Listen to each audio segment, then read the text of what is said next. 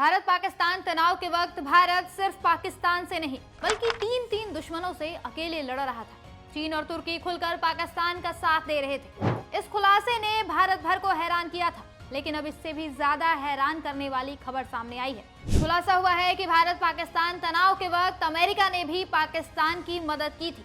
वो अमेरिका जो खुद को हमारा सबसे बड़ा दोस्त बताता है, वो ट्रंप जिसकी तारीफ करते मोदी जी थकते नहीं हैं, जिसके समर्थन में वो 7 भाषाओं में ट्वीट करते हैं, उसी अमेरिका और उसी ट्रंप ने पाकिस्तान की मदद की जब उसे भारत के साथ खड़ा होना चाहिए था।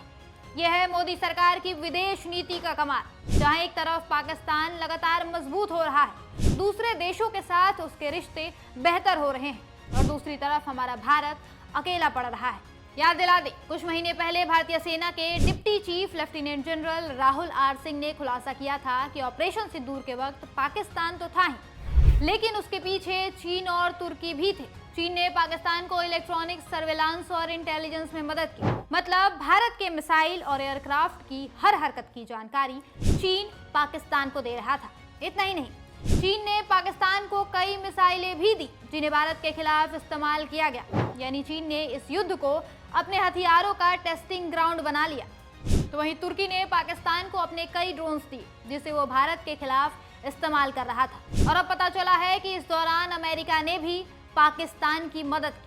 दरअसल ऑपरेशन सिंदूर के दौरान भारत ने पाकिस्तान को जबरदस्त धक्का दिया था। भारतीय हमले ने पाकिस्तान की अहम सैन्य ठिकानों को खासा नुकसान पहुंचाया। इस दौरान सबसे बड़ा हमला पाकिस्तानी एयरफोर्स के भुलारी एयरबेस पर हुआ, जहां एक हैंगर में खड़ा F-16 विमान नष्ट हो गया और 5 पाकिस्तानी वायु सेना कर्मियों की मौत हो गई थी। इसी ठिकाने पर मौजूद AWACS एराई को भी नुकसान पहुंचा, जिसे बाद में अमेरिकी वायु सेना के इंजीनियरों ने तुरंत आकर ठीक किया।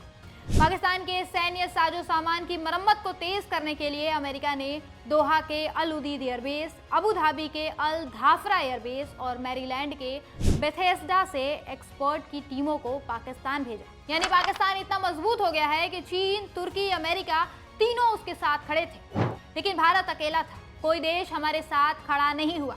ऐसे में सवाल उठता है मोदी सरकार पर, जो विश्व गुरु का नारा देती है, लेकिन हकीकत में इस सरकार ने भारत को कमजोर बना दिया है, विदेश नीति ठप कर दी है। यही कारण है कि पाकिस्तान के साथ तनाव के वक्त कोई देश हमारे साथ खड़ा नजर नहीं आया। चीन, तुर्की, अमेरिका सब पाकिस्तान के साथ खड़े थे, लेकिन भारत अकेला था। इसके बाद ट्रंप ने दबाव डाला और मोदी सरकार झुक गई।